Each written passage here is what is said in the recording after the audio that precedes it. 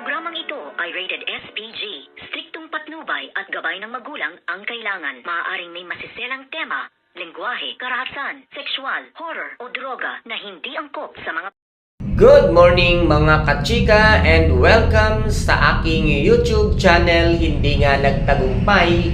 Ito ngang si Attorney Charlie at ito ngang si Lani sa muling pagbawi kay Lola Aurea dahil nga tinawagan ni Francis si Ina upang itago nga at nang hindi nila matuntun at makita ito ngang si Lola Aurea dahil alam na nga ni Francis ang karakas or ang likaw ng bituka ng kanyang dad Charlie dahil sa kanyang pagkakatuklas na ito nga ang tunay na magnanakaw sa kumpanya nito ngang si Lola Aurea, kung kaya nakipagsabuatan na lamang siya para nga hindi nila makuha si Lola Aurea. At dito naman ay napahiya nga itong pamilya ng mga De La Costa at dito ay pinag-uusapan nila kung papaano nila mababawi, ngunit sadyang walang pakialam itong ngang si Joanna kay Lola Aurea dahil nasa kanila na nga ang legacy ng inheritance nito ngang si Lola Aurea, kung kaya't dito nga ay maiisipan na ni Lola Aurea at ni Ina na gumawa sila ng kanilang restaurant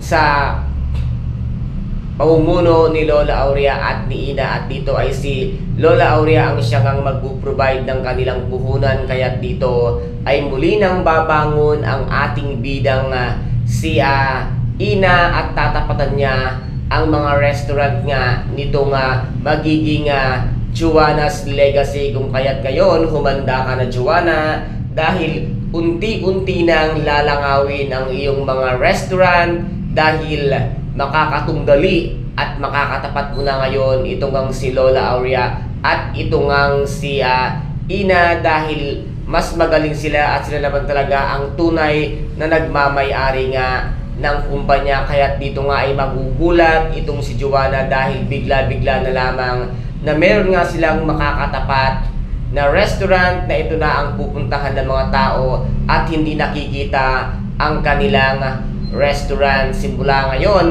ay ito na ang hudyat ng paghihirap nga nitong si Joanna. Kaya guys, ito po ang ating pakaabangan sa mga susunod na episode dito nga sa Shining Inheritance. Kung nagustuhan po ninyo ang aking videos for today, paki-subscribe na lamang po ng aking channel, paki-like and share para maging update kayo sa lahat ng gagawin kong videos. Maraming salamat po. Ingat, God bless and bye-bye!